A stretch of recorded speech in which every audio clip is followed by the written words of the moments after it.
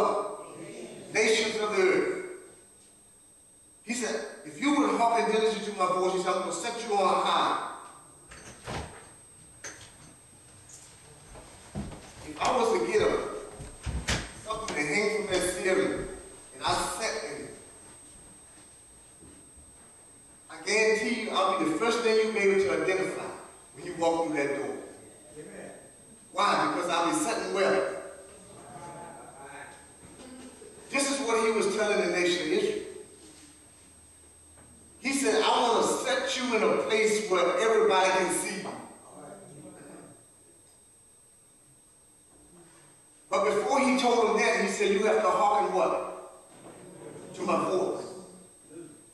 Why is that? He said, because if I'm going to set you on high, you're not going to bring embarrassment to me. But if you will hearken diligently unto my voice, he said, then I will set you on high. See what I'm saying? Because when he set you on high, he set you up there as a representation of him. Look at the clauses before he set you on high. You're hearken diligently to my voice. Because you're going to be representing me. You're a nation that's going to represent me. Remember we learned probably about 3 weeks ago how that what is the new nation of Israel? What is the new nation? The church. The church is the new nation. When we talk about this nation here now, we're talking about New Testament, we're talking about the church. So if we want to really look at it in that context, this is what he's saying to us. He was telling Israel this then, but now this is what he's telling us. If you will hearken as a church, if you will hearken diligently unto my voice, he said, I will set you on high above all other nations. He's not just talking about New Jerusalem. He's talking about the nation now, which is the church. That's what he's saying. And it still applies today. You have to want to hearken diligently unto the voice of the Lord thy God. God will tell you nothing that's going to bring destruction to you. All right. You need to trust the voice now. He will tell you nothing that's going to bring destruction. Nothing. He can't. That's not a part of his fruit. Not a part of his nature. Not a part of his characteristics. Because why? He wants to show you off. All right.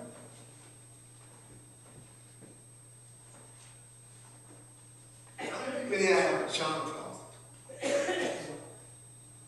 Charm closet. What do you have in the top of that charm closet? Light? Okay. Somebody said light. What else is in the top? Why do you put a light? Why is the light in the top of the charm closet? Show off what? You just gave it to me. That charm closet is usually setting pretty high. That light then shows off. That's what he's telling us. He said, I want you to be like fine charm. And the light of the Lord shine on. If you will hearken diligently. And I don't care how long you keep that charm in there, eventually you will go open it up and you will wash that charm. Because you want it to shine its best. Because of what's on it.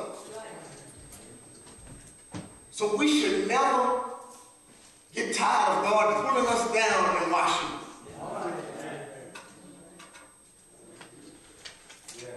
Why? Because he wanted to be shown at his fullest glory.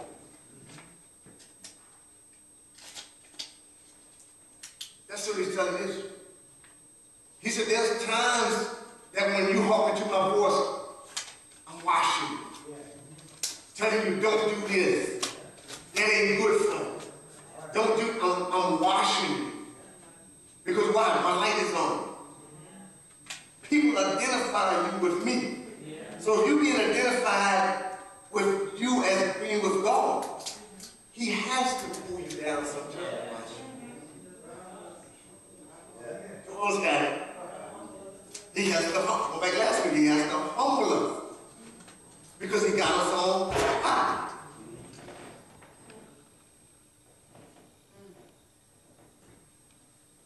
Who in here, Dad, and say, "Wash me, Lord"? Because when you put that child back, it's shining more than it was when you took it out. It's the sparkle is back. And that's what he's doing.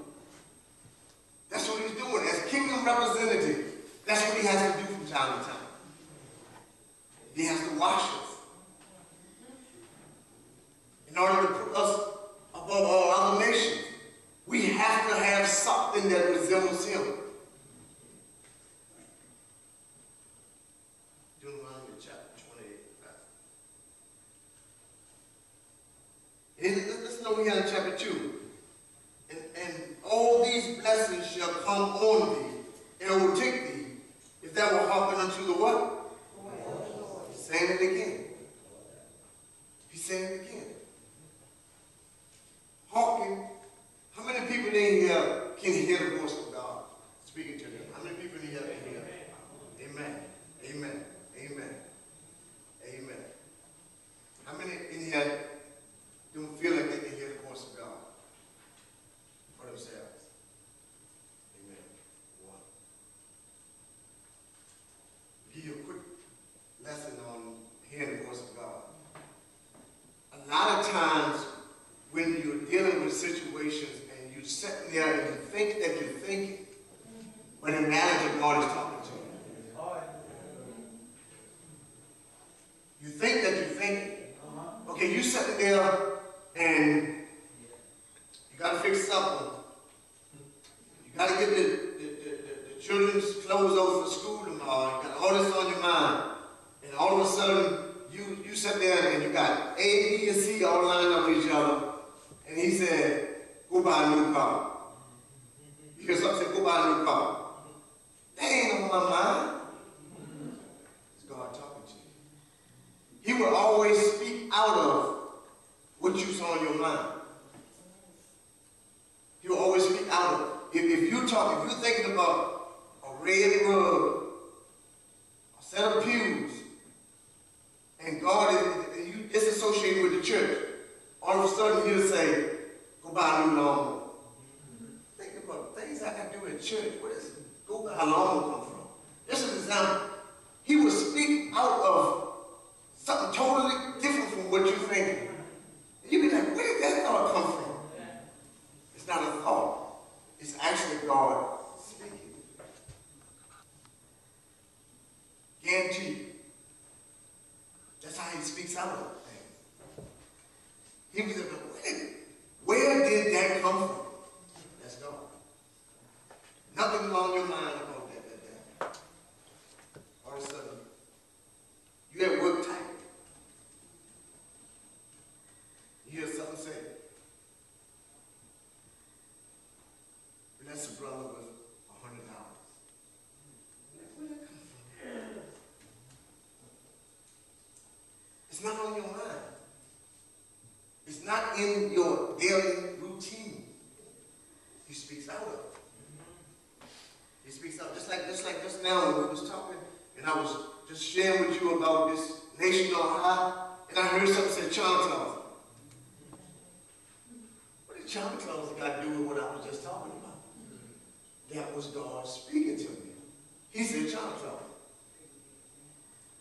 Santa Claus was not in my lesson. But he spoke out.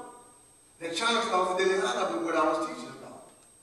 But I trusted it as being God's voice. So when I came with my mouth about Santa Claus, then he started putting the Santa Claus in what we just read. In the proper place. You see what I'm saying? That's how God speaks. You hear him, you just don't know it's him. You just don't know him.